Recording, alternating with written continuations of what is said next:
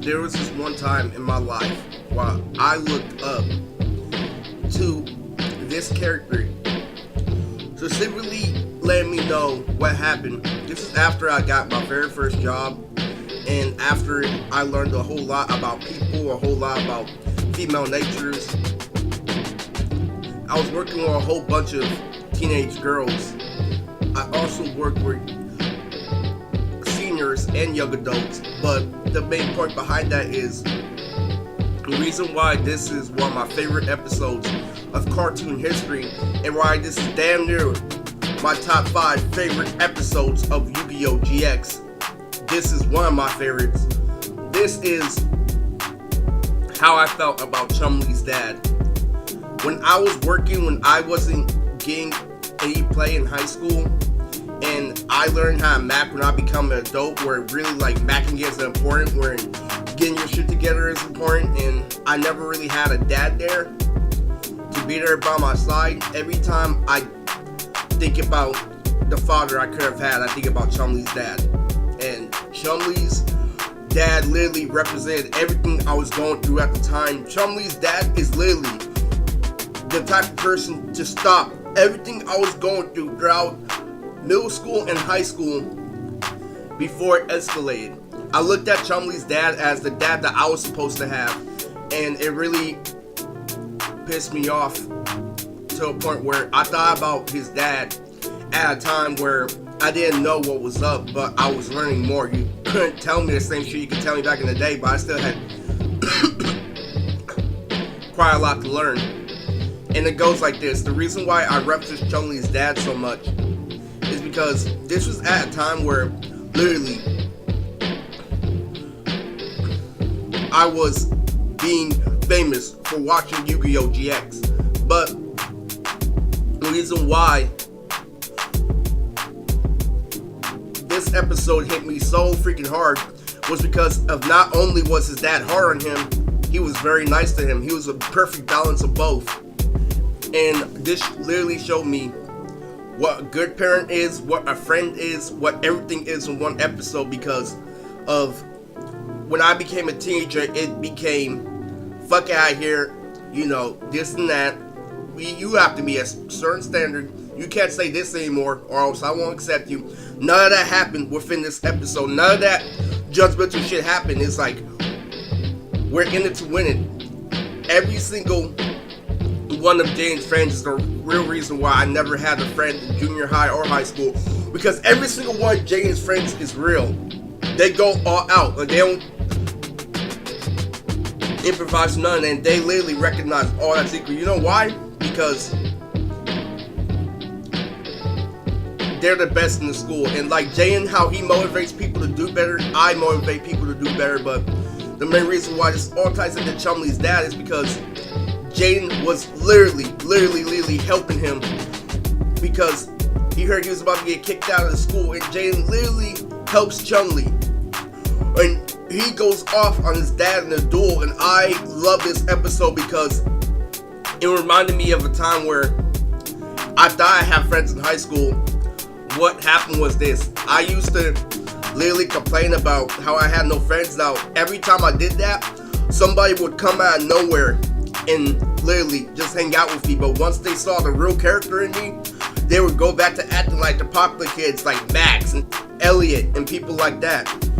What happened was this, is whenever I felt sorry for myself, someone was always there to be there once I tried to tell them I have no friends, and then all of a sudden I have one that's flaky. And this episode told me what a real friend does versus a fake friend. What it is was, I went over to my friend's house and he had one of my friends that was a girl over. And what happened was this: I was showing Arturo a bridge series, and he thought it was hella funny when he was sober, but he didn't laugh once. But as soon as he got drunk with his friends, he started talking about all my bridge series, talking about why this shit is so funny. But when he was sober, he didn't crack one bit. And what happened was this: I tried to do the same thing to a girl that was over at my friend's house, and I was showing her Soul Eater and Bridge, and literally, out of nowhere. If you go and watch that Bridge series, it is impossible to say that shit is boring. But she says, I'm really bored. This was an anime fan. That was a girl that went out with my friend that constantly got rejected by Stephanie because this girl literally tried to tell me, ooh, I'll be so sad if you did this and that. But when it came down to it, she put me in the same position where I had to vent out my personal problems because she wasn't actually there for me. What happened was this, she was telling me, oh, well, it's not the time because at the time she was playing Super Smash Brothers. I'm like, why the fuck do you declare Super Smash Brothers without giving me the sticks? Honestly. And literally, what happened is, she expected me to show her that shit. If it was another day, she would probably be like, oh, that shit is really, really funny. And literally, this all comes back to the autistic scheme, but in all reality, what happened was, because she said that, she gave me leeway to literally, I started venting to her my personal problems in her car, and then we ended up getting into a car accident, and that's what you call God.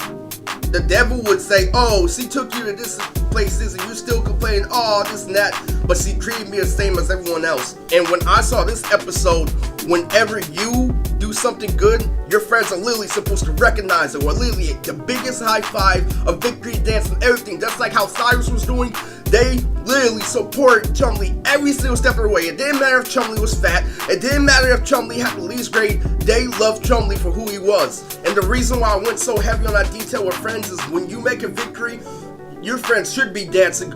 They should show you obvious signs that they are infatuated with what you're doing, not literally just saying what they need to say just to get by. No, they're actually enthusiastic about Chumley's plays. And you know what? His dad noticed that, and his dad didn't give him the consequence, because you know what's more important?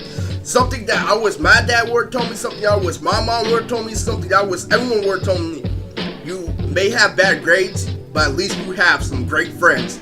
Once I knew how important friends were, actual friends that have your back, that literally help you become better at what you're trying to do and literally encourage you to be a best version of yourself, is literally why I love this episode and why this was so freaking crazy, because everybody's just thinking that it's a show for 4 kids. I'm like, no, this is the realest shit I have ever seen, because that literally separates the dad that was really there. Like, I wish that my dad had the power to take me out of school like that and literally evaluate my friends to see if they're cool or not. But the reality is this: when I got a warning from my job and I told them straight up what the fuck it was, is you guys tried to set me up, but I didn't say that, but I literally let him know, like, yo, this job is seriously where these girls tried to fuck me over. So here's what happened. So my sensei pulled me over. Now, this is the guy that taught me how to dance better. He's the one who told me that there's more to life than what your parents are telling you, but he was rebellious. But me and him were in 2 different modes. Let's put it like this: he was more street smart, but he knew a little bit about computers because he made beats and shit. But I wasn't that game goofy, because I was able to catch him off guard and I was able to fool him with a prank.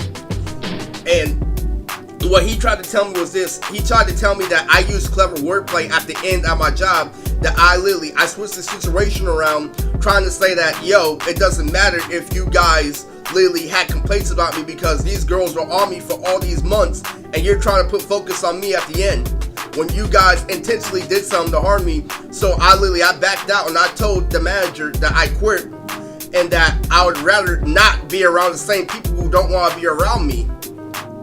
And so what my sensei told me is that I started a big problem and that I needed to finish it. My sensei drove me over. He's like, you're thinking like a little boy, because men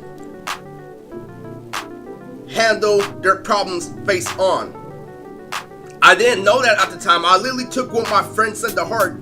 And you know what? When he said that men handle their problems head on, I imagined Chumley's dad smacking one of the girls at my job over and over again.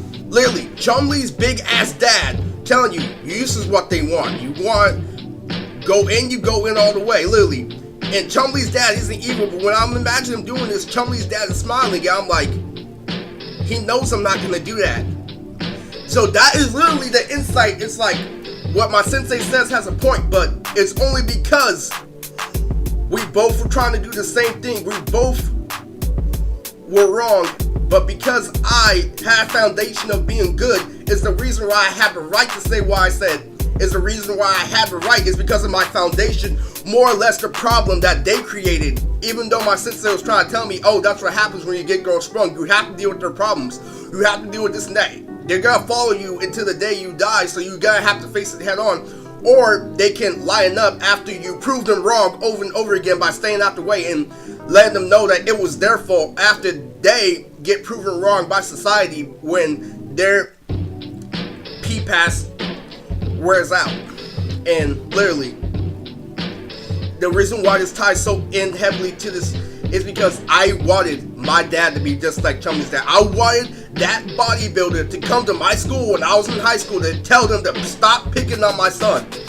So what my sensei said was legit, and I used that in the future when I needed to, but I didn't know about that concept. I beat myself up at the time. It's like, dude, this is what happens. But as I got older, I'm like, dude, you can't take that shit first thing, because the other people that were there gave me the hint that they're about to do this shit, and that's why I got so many people to defend me, like the fat girl and the OG that called me Squirrel Boy.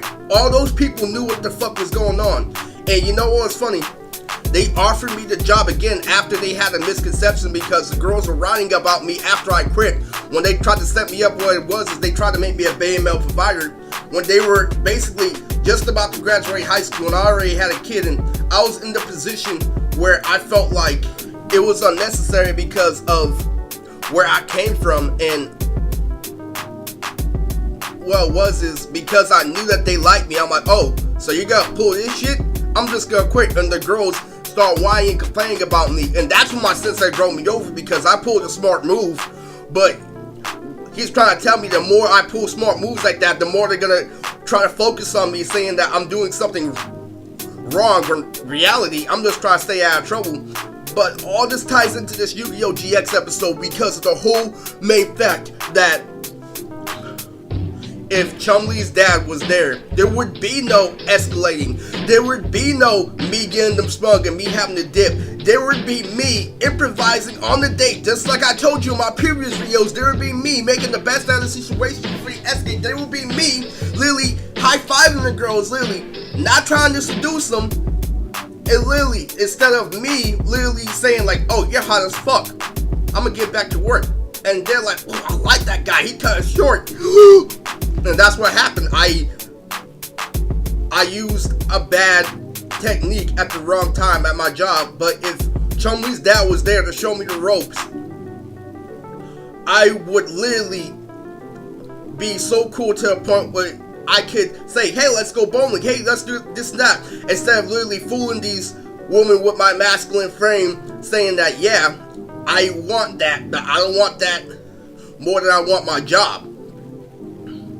And if you don't know, if you look up the psychology, that is what turns women on, when you get them in a realistic way, but you don't make them everything.